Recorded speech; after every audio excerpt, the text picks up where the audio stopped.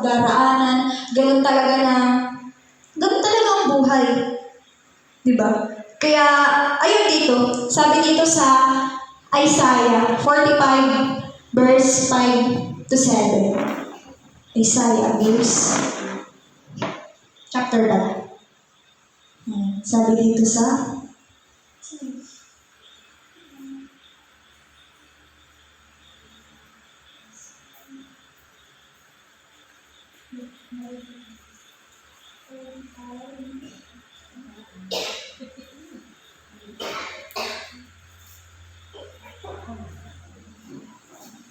verse 5 to 7. Sabi dito na, ako si Yahweh, ako lamang ang Diyos at wala nang iba. Palalakasin kita kahit hindi mo ako nakikilala. Ginawa ko ito upang ako ay makilala mula sa silangan hanggang sa kanluran at makilala nila na ako si Yahweh, ako lamang ang Diyos at wala nang iba. Ako ang lumikha ng dilim at liwanag, ako ang nagpapahintulot ng kaginhawahan at kapahamakan. Akong si Yahweh ang nagpapasya ng lahat ng ito. Kaya wala kang magagawa, di ba? Kundi i-accept na lang lahat.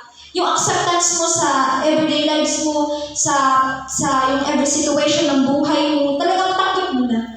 Kasi sabi nga ng Lord, siya yung nagpapahintulot ng kaginhawahan at kapahamakan. Kaya tanggapin mo kung ano yung sitwasyon na nararanasan mo ngayon. Di ba?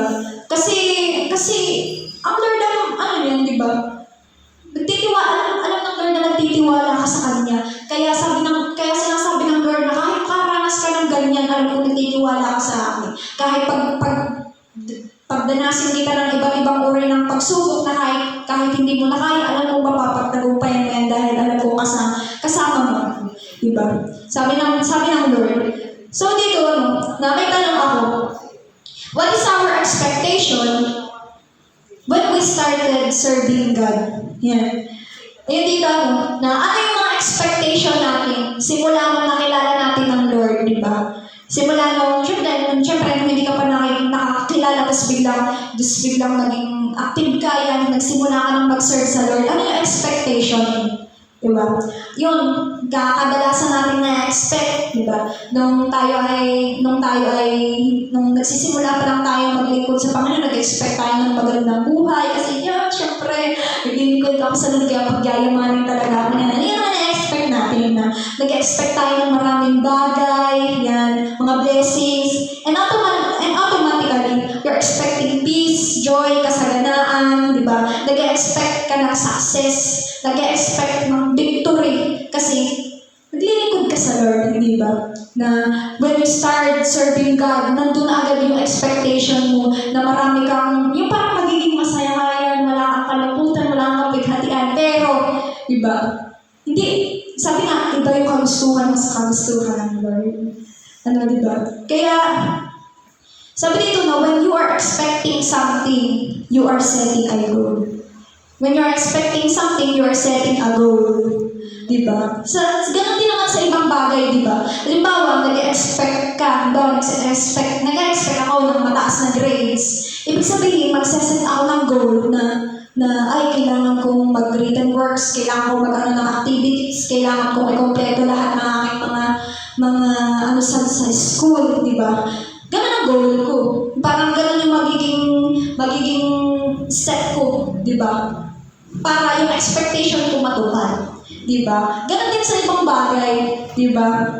Na sabi dito na yung pagdi-disciple yan, na nag-expect ako na simula sa aking pagsiserve sa Lord, nag-expect ako na marami akong madi-disciple, marami akong magiging flocks, diba? Pero yung goal mo, diba? Yung magiging goal mo doon is siyempre, sisipagan ko mag-share, sisipagan ko mag-Bible studies, sisipagan ko mag-invite, yun yung expectation mo. Tapos yung goal na gagawin mo, di ba? Ganon din sa ibang bagay, di ba? Nag-expect ka na, bibigyan ka ng nanay mo ng pera, so yung goal mo is magsisipag ka sa para bigyan ka, di ba? Pero, di ba? Minsan, talagang umaasa tayo na, kaya nga sabi na huwag kang mag-expect para hindi ka masaktan. Di ba? Minsan kapag minsan kasi, pero hindi naman natin may iwasan yun, na mag-expect tayo, di ba? Kasi tao lang tayo, di ba? Aasa tayo talaga. Kasi lalo na kapag pinangakuan tayo ng isang tao, di ba? Yun yung masakit eh. Kaya nga pala sabi sa Bible na huwag ka talagang pabigla-bigla sa pangako mo. Kasi masakit talaga. Kung kapag hindi tinupad ng tao yung pangako niya sa'yo, masasaktan ka, di ba? Kaya don't expect, di ba? Palakpakan natin ang Lord. Amen. Ayun, di ba? Sabi pa dito na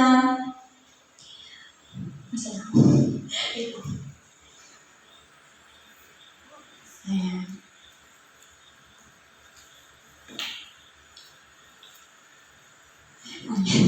Ayun, di ba? Minsan yan, sa ginagawa natin ang best natin para makuha natin yung gusto natin, pero at the end of the day, talagang hindi pa rin talaga nakukuha natin yan. Kasi nga, iba yung kaparaanan ng Lord sa kaparaanan mo.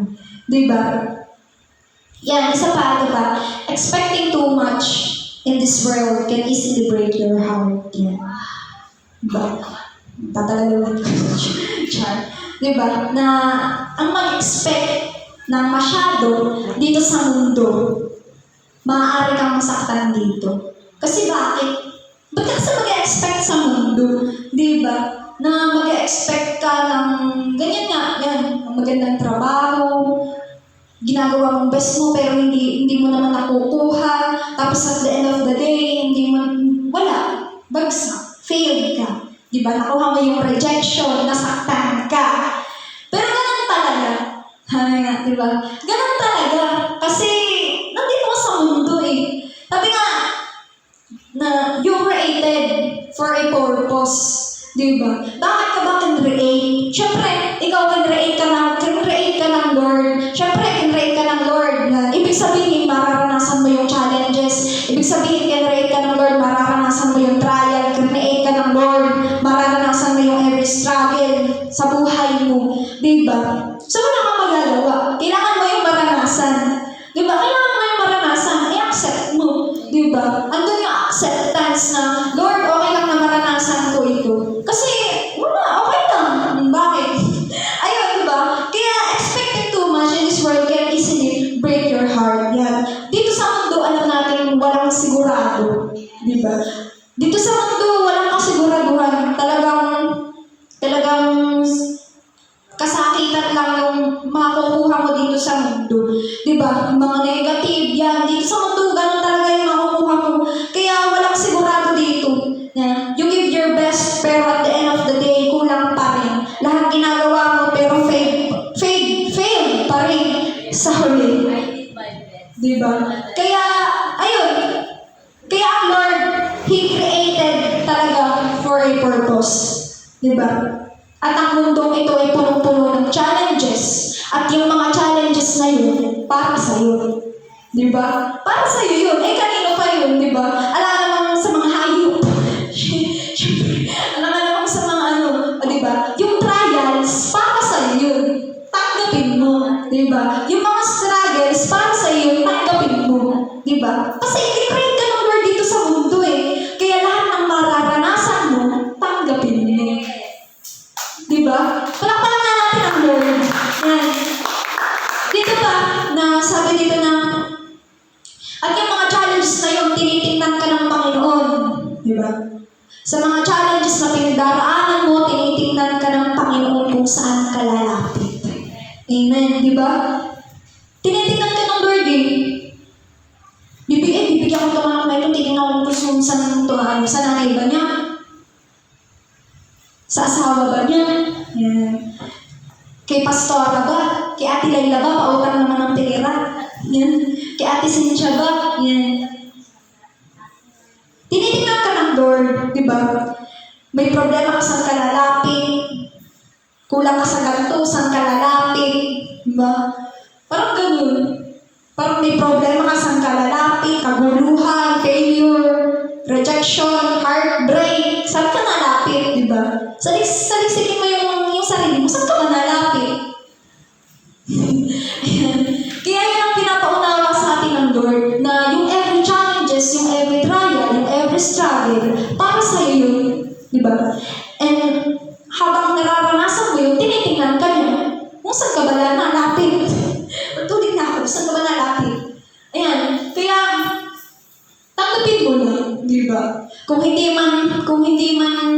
di mo man marating yung expectation mo, kung nag-failed ka man, kung bumagsak ka man, tanggapin. Di ba? Kaya nga sabi sa title, acceptance over expectation, di ba?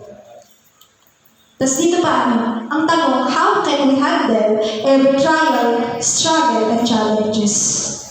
Paano ba natin na-handle? Na-handle po ba natin? Siyempre, amen. Kasama natin ang Lord. Sabi dito na, tayo, tao lang tayo. At lagi natin aminin na paano ako kung wala akong Diyos. Naman, di ba? Na, paano nga ba kung wala akong Diyos? Kung iisipin sa ibang mga tao, nagpapakamatay. Paano kaya pag naranasan niya yung mga nararanasan nila kung bakit sila magpapakamatay, di ba? Kung wala kang Diyos, ano ka na? Di ba? Kung di mo nakikilala ang Lord, ano ka na? Di ba? Wala na. Sabi dito na, we overcome our failures, struggle, and challenges by accepting the fact na hindi will ng Lord para sa iyo, kaya hindi nangyari. Amen. Di ba? Hindi yung will ng Lord sa iyo, kaya hindi yun nangyari. Kasi sabi nga, lagi mo sinasabi, ang kaparaanan mo ay hindi kaparaanan ng Lord. Amen. Tanggapin mo na nag-failed ka, tanggapin mo na reject ka, tanggapin mo ang bawat sitwasyon ng buhay mo, pagtanggap lang talaga. Kasi ikaw bilang isang Kristiyano, alam mo talaga kung saan ka lalapit. Alam mo may Diyos eh. Pero sabi nga, bakit ba ang Lord minsan tahimik sa buhay ko? Yan. Bakit minsan kapag may pagsubok ka yan, talagang yung pagsubok mo is para sa'yo yan. Para sa'yo ay nakakapagpagdamdamin. Parang ganyan.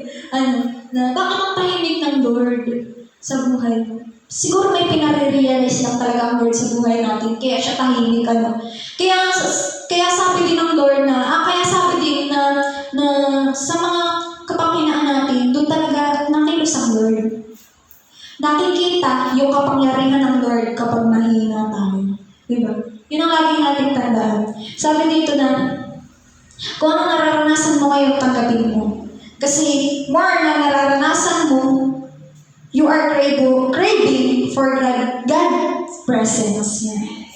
More na nararanasan mo yung mga challenges, you are craving more for God's presence. Amen. Kaya, mas nag-crave ka talaga sa tulong ng Panginoon kasi nararanasan mo yung ganung bagay. Kaya, sabi nga sa Lord, kinrain kita para ikaw ay sumamba sa akin, sabi sa Isaiah. Diba?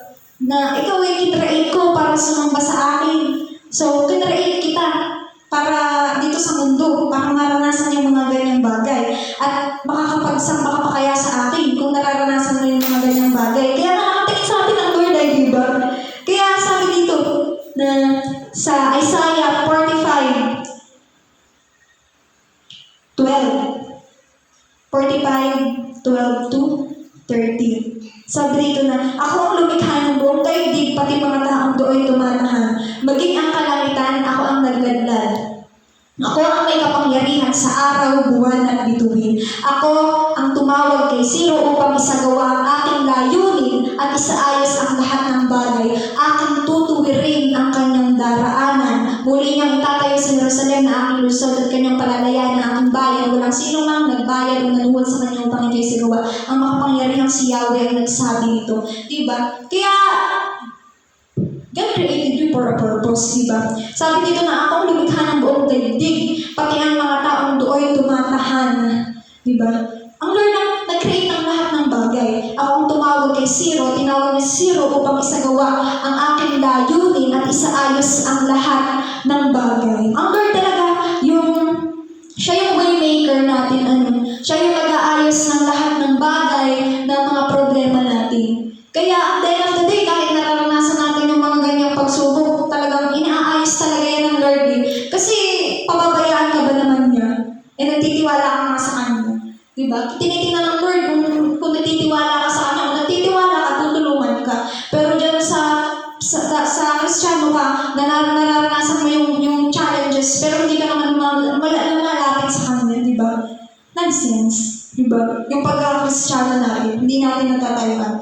Sabi pa dito na, kaya mas kumapit tayo sa Lord, di ba? Mas panghawakan natin yung mga salita niya na sa pag-expect natin, naranasan natin yung mga ganyang bagay, tanggapin lang natin. And at the same time na parang lang natin yung pag-asa na binibigay sa atin ng Lord na kaya natin palagi. Kaya sabi nga diba dun sa Pilipos chapter 4 verse 30 na sabi ay, I can do all things through Christ who strengthened me.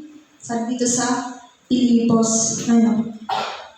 Pero sabi nga, hindi naman sinabi na, yun nga, sabi, hindi naman sinabi, hindi sinabi na, I can do all I want through Christ who strengthened me. Hindi sinabi doon na magagawa mo, parang magagawa mo ang gusto mo sa pamamagitan ni Jesus na nagpapalakas sa'yo, di ba? Parang gano'n, hindi naman sinabing gano'n eh. Pag sinabing sabi dito na, I can do all things through Christ who strengthened me, parang minsan sabihin natin, kaya tayo siyempre nag-expect tayo ng mabagay, ay makakapasa ako dito. Siyempre, bilang sa tao, lagi tayong positive yan. Pero huwag naman natin masyadong kasi doon tayo umaasa minsan eh. Sa pamamagitan doon tayo umaasa na halimbawa, ako, nag-aano ako ng positive ako yan na makakapasa ako dito, yan. Magkakaroon ako ng ganitong bagay, yan. Kasi hinihingi ko sa Lord, diba? Na, ay siguro yan, magdadami yung flux ko, yan. Dadami yung madi-disciple ko dito sa church, diba? Na kasi sinasamahan ako ng Lord, diba? Na pinangahawakan ko kasi yung verse na I can do all things through Christ who strengthened me. Kaya dadami ang flux ko kasi gagawin ng Lord yun. Parang ganun na magkakaroon ako ng ganitong bagay kasi kasama ko si Lord. Yan. Bibigyan ako ng Lord. Pero hindi. Diba? Minsan mali yung pagkakagamit natin dun sa verse na yun na I can do all things through Christ who strengthened me. So, paano kung umasa ka tapos hindi naman binigay ng Lord sa'yo? Diba? Eh, yung Lord ba ang sinisibo? Diba? Parang ganun. So, ayun, na sabi wait lang, basahin natin yung for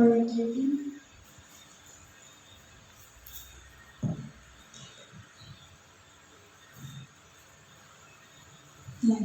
Hindi ko sinasabi ito dahil sa kayo pinaghahanapan ko ng tulong. Natutunan ko ng masiyahan, maging anuman ang aking kalagayan. Yung pagiging kontento, di ba, sa buhay natin, na okay na yung kahit bigyan ako ng ganito ng Lord, okay na sa akin. Yan. Okay na sa akin yung mga rejection.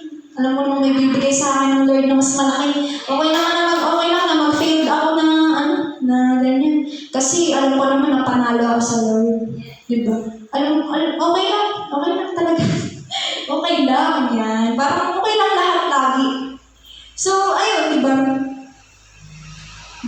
Naranasan ko na ang mag-ikahos, naranasan ko na rin ang malagana, natutuhan ko ang sikreto kung paano masiyahan sa anumang kalagayan sa buhay, ang mabusog o magutom, ang managana o maghirap. Ang lahat ng ito yung magagawa ko dahil sa lakas na kaloob sa akin ni Kristo. So, ibig sabihin na ang lahat ng bagay, nasa will talaga yun ng Lord, di ba? Sinasamahan ka lang niya eh. Pero huwag kang mag-expect na kung kapag gusto mo yun, hindi ibig sabihin na yun ay ibibigay sa'yo ng Lord. Huwag kang mag-expect. So, ibig sabihin, kapag umasa ka dun sa bagay na yun, kasalanan mo kasi umasa ka. Di ba? Huwag mo sisisihan ng Lord kung bakit hindi niya ibinigay sa'yo. So, tanggapin mo. Di ba? Kaya masabi ko dito na when you are expecting in this world, mabibreak lang dito yung heart mo. Diba? Parang masasaktan ka lang. Kaya sabi dito na, hindi na tayo nag-expect ng ibang bagay dito sa mundo. Hindi na tayo nag-expect. Diba? Dumedepende na tayo sa mga bagay na ibibigay ng Diyos sa atin. Amen. Diba? Depende na talaga tayo sa mga bagay na Lord, kung ano man yung kung gusto ko lang ganito, kung will mo, nabigyan ako ng ganito, thank you. Talagang sabi nga is, appreciate lang natin yung mga bagay na binibigay sa atin ng Lord. Yan, sa maliit man na bagay. Sa maliit man na bagay na, binigyan ka ng konting pera ng nanay mo, appreciate mo. So, kung hindi ka nasiyahan, bahala ka. Kung hindi ka nasiyahan, kasalanan mo. Pagka kasi mag-expect ng malaki kung yan ang ibibigay sa'yo ng Lord. Amen, di ba? So, ayun, hindi na tayo nag-expect ng ibang bagay dito sa mundo. Dumedepende na tayo sa mga bagay na ibibigay sa atin ng Diyos. Palakabahan natin ang Lord. Yan, kaya tayo sapat na sa atin yung masaya tayo sa ating paglilingkod. Di ba? Sapat na sa atin yun bilang isang Kristiyano na masaya tayo sa ating paglilingkod, na nagagawa natin yung commitment natin sa Lord, na talagang, syempre, lahat tayo may pag-uulang talaga sa Lord. Minsan, diba, na tayo, sabi nga lahat tayo laging makasalanan yan. Lahat tayo nag-uulang. Diba? Pero, alam niyo yun, na mahalaga doon, masaya tayong naglilingkod sa Lord. Talagang lumalakad tayo sa daan niya, napapunta sa Kanya, diba? Kaya tayo dito na, matuto tayong mahalagahan yung mga bagay na mahalaga. Mahalaga lang. Parang kasi minsan, namang problema tayo, kasi minsan, pinagtutuunan natin ng pansin yung mga bagay na hindi naman, parang wala naman, parang pinapakailaman. Ganun, parang ganun, di ba? Kaya nagkakaproblema. Kaya nararanasan minsan yung mga bagay na hindi mo naman dapat maranasan kasi lingon ka ng lingon, di ba? Yung mga mahalagang bagay. Yun nga, sabi ko nga is, kung pag nag-expect ka, magsaset ka ng goal. At doon ka lang mag-focus, di ba? Nagsaset ka ng goal, lingon ka naman ng lingon. Di ba? Nagsaset ka ng goal, nagpapakailan ka naman sa mga kung ano-ano dito sa mundo. Kaya, ayun, di ba? Na huwag kang lingon ng lingon, di ba? Pakailaman mo yung mga bagay na dapat walang pakailaman dito sa mundo. Para wala kang masyadong, di ba? Wala kang masyadong problema. Okay? So, minsan kasi kasalanan mo din kung bakit yung mga problema. Ayun, ganun din ako, inaamin ko, ganun talaga ako minsan. Ako hindi ko alam ba't ako ganun. Kaya, ayun, syempre, sabi nga, umamin lang tayo sa Lord yung mga kahinaan natin. Kasi alam naman ng Lord yan kahit hindi naman natin aminin sa Kanya. Alam ng Lord yung mga nararanasan natin, di ba? Gawin natin yung mga bagay na dapat lang natin gawin sa Lord. Yun, amen. Palakpakan natin ang Lord, yes. Ayun, sabi dito sa Mga Ngaral, chapter 5, verse 16. Sabi dito na, narito pa ang isang mahirap isipin kung ano ang ayos ng tayo'y dumating, gayon din ang ayos sa ating pag-alis. Nagpapakapagod tayo, ngunit wala rin napapala. Amen. Kaya ayun, huwag na tayo mag-expect sa anumang bagay. Kung ano yung ibigay sa atin ng Lord, yun na lang. Kasi sabi nga sa mga ngaral, lalo na ng ganyan, di ba? Nasabi sa mga ngaral na walang kabuluhan ang lahat ng bagay, di ba? Kung magkameron ka man ng magandang bahay, magkaroon ka naman ng magandang kotse, magkaroon ka ng managana yung buhay mo, wala yung kabuluhan. Kaya mag-expect tayo sa kung ano na lang yung ibibigay sa atin ng Lord. Pero kung meron man tayong, kung naranasan man natin yung failure, naranasan natin yung struggle, tanggapin natin. Kasi part iyon ng ating buhay. Part iyon ng pagkakagawa sa atin ng Panginoon kung bakit tayo nandito sa Lord, di ba? Na He created us for a purpose, di ba? He created you para sa'yo yung mga challenges, para sa'yo yung mga failures, para sa'yo yung mga rejection, kasi nabubuhay ka dito sa mundo. And you must accept that. Kasi God created you. Amen. Diba? So, huwag kang malulungkot. Malulungkot ka kasi yung mga feeling. Pero, ma-overcome mo yun kasi may Diyos ka. Amen. Palakpakan natin ang Lord. Sabi pa dito na yun nga, sabi ko ano ang ayos ng tayo dumating, ganyan din ang ayos ng ating pag-alis. Lahat naman tayo may kahahantungan, di ba? So, maging kontento tayo sa ating buhay. Maging kontento tayo sa buhay natin. Kasi, as long as nabubuhay tayo dito sa mundo, na kung dumadaloy ang ating edad, dumadaloy ang ating taon, doon pa rin tayo hahantong.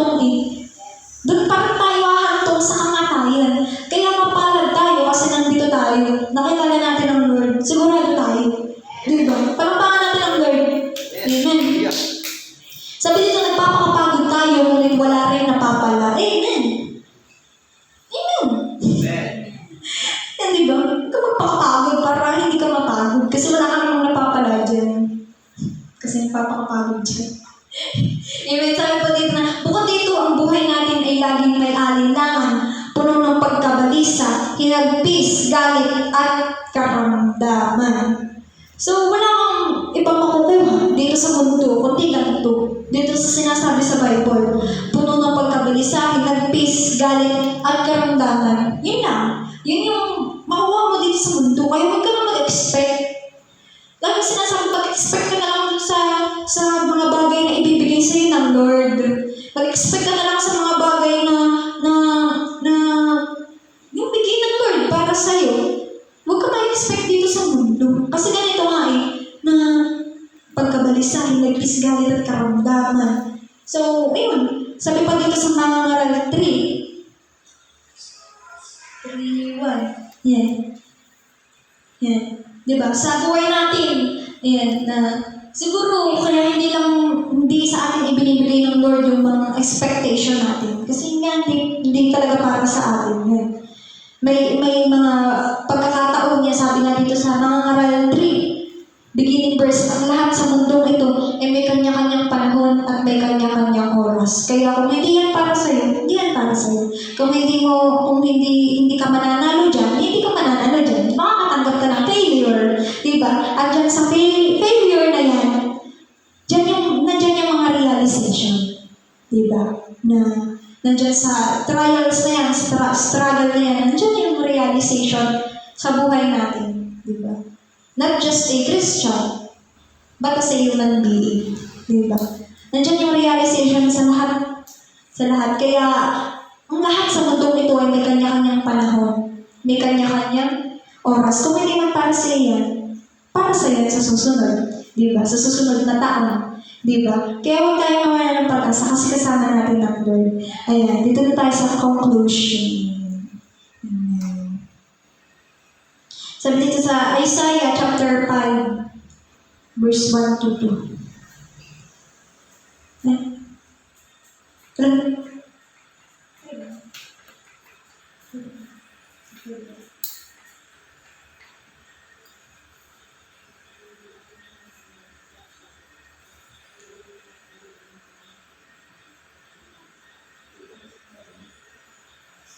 Yan, ang pangako ng Lord. Hindi pala, 45 verse 2 lang pala.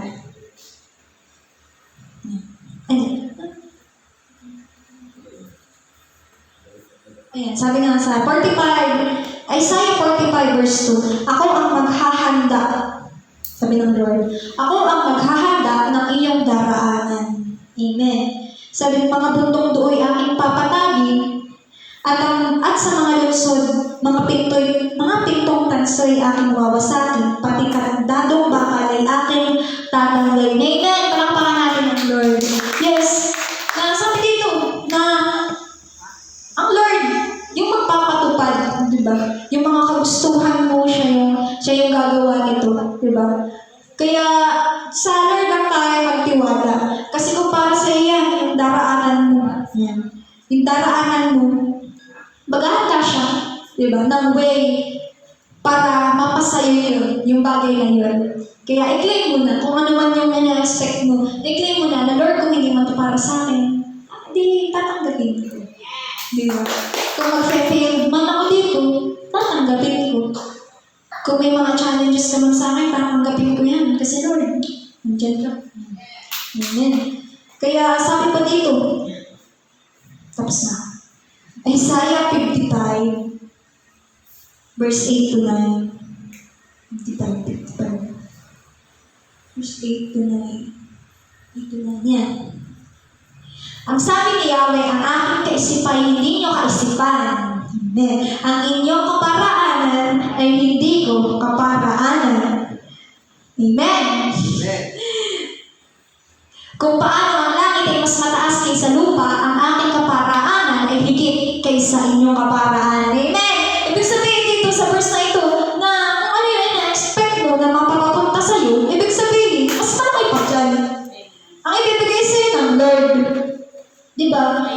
Sabi pa dito na at ang aking kaisipan ay hindi maaabot ng iyong kaisipan. So hindi mo alam kung ano ang ibibigay sa'yo ng Lord. Kaya sabi ko nga kanina, mag-expect ka lang sa kung ano ang ibibigay sa'yo ng Lord. Kasi sabi dito, yung kaisipan, yung expectation mo na makukuha mo ang isang bagay na ito kasi gusto mo na makuha na hindi pala yun yung iniisip ng Lord, kundi mas malaki pa.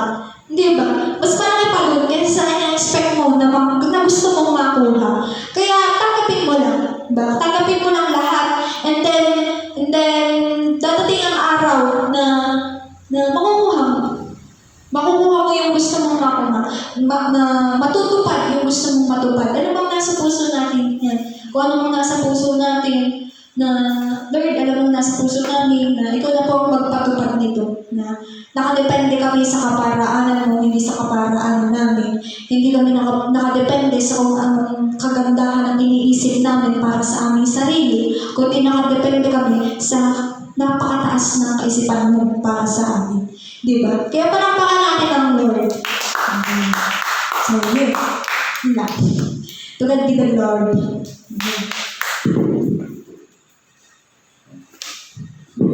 Amen. Napakarami natin natutunan, ano? So, napakahalaga sa buhay natin yung talaga acceptance over expectation. Dahil parang hindi tayo masaktan. So, sabi nga niya na talagang ang mundo ay puro negatibo.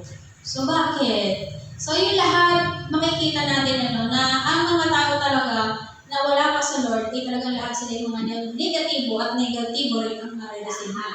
No, lahat. Wala talaga. Kasi bakit? Perfect talaga ang Lord sa pagkakalikha niya sa atin. Eh, sino naman si mga positibo? Eh, di ba tayo mga citizens of heaven? So, yun lang yun. Kaya, ang Lord, di ba ang battery, pag walang negative, walang magandang mangyayari. Ang ating ilaw, wala tayong ilaw. No, so, perfect. Perfect ang pagkakagawa ng Lord. Kaya sabi nga, tanggapin. Ano? Tanggapin natin at talagang yung kalooban ng Lord, lagi yung talagang mangyari at maghari sa puso natin. Kung masaktan tayo, tanggapin natin. Kasi sabi nga, may mas magandang plano ng Lord. Kasi hindi yun negative pa yun. Kapag nakita mo yung plano ng Lord, na doon na magiging positive na pakagandang resulta. Higit pa sa inaasahan natin. So kaya lagi tayong magalak, lagi tayong excited sa mga bagay-bagay, lalo na kapag nakakaranas tayo ng negatibo. Kasi mag-positive tayo ng maganda ang positive nun, yung ka-alternate nun, yung mga gano'n na bagay. So, napakahalaga talaga na sa Lord lang talaga tayo laging lalapit, sa Lord lang tayo talaga sumantig, sa kapag yung tayo nang hihina, doon talaga nakikita natin yung pagkilos ng Lord. Kasi positive And then lahat tayo ay nilikha ng Lord at tinawag niya para talaga sa maging positibong bagay. Kaya ngayon, nung una na hindi pa tayo nakakakilala at habang tayo ay nililinis, dinadalisay ng Lord, nakikita natin na tayo pang negative sa buhay natin na dapat alisin. Yung mga negatibo. And then kapag na-perfect ka na, ibig sabihin namin puso, dalisay ka na, doon ka na ilalagay. May kalalagyan ka na. Ang totoo, lalagyan ka na, si Holy Spirit na, yung mapupuno sa iyo. Upang lahat ng mga positive na bagay naman, yung mga negatibo, papantayan. Pero lang yan, ibig sabihin na, blessing, pataas ng pataas yung blessing. Kasi ang dami ng negative na nangyari sa ating buhay Nung katulad nga ng tanong, ilang taon ka na bago ka dinala rito? Bago ka nakakilala? Ako 38. 38 na puro negatibo. So ngayon, yung kalahati ng 38 ngayon, puro positive naman ang gagawin ng Lord. Di ganda na, paganda na. Ano ba ka magbisan? Bakit may negative pa? Para pa rin sa mas magandang plano ng Lord na positive. So, get natin yan, So, napakahalaga at sa bawat pagtuturo, napakaganda at napakarami natin natututunan. Gamitin lang talaga natin yun sa kapakinabangan ng ating Diyos. Nilikha niya tayo dito para sa lahat ng mga bagay na yun, na mga positibong bagay, sapagkat negative nga rin sa mundo. Kasi ang mundo talaga ay negative. Bakit? Kapare siya ng heaven. Ito yung negative and heaven. Diba? Positive, negative ang mundo, positive si heaven, di ganda ng resulta. Kaya hindi nakakataka ang mundo ay puro negatibo. So, i-accept lang natin yun, napakahalaga. At yung Lord ay mapaparangalan sa atin. No? Kasi yun yung purpose ng Lord. Makikita natin yung mga mahahalaga pang bagay. So, okay, tayo ay mananalangin, aawit, parang ganun pa rin. Ano? So, tinaruan na tayo ng ating pastora. So, ang mga ipapanalangin natin, wala pa rin pagbabago. Israel, Philippines, and the JO family, yung gawain natin, especially sa San Palo. Lahat ng bawat isa ay may pangungusap ng Lord, pag-pray natin. Ano? May kanya-kanya tayo burden, ipag-pray natin, ilapit natin sa Lord. Talagang ang Lord lang naman ang ating saligan. Ano? So, awit tayo, sabay prayer. So, pagtayo ang lahat. Hallelujah, praise the Lord.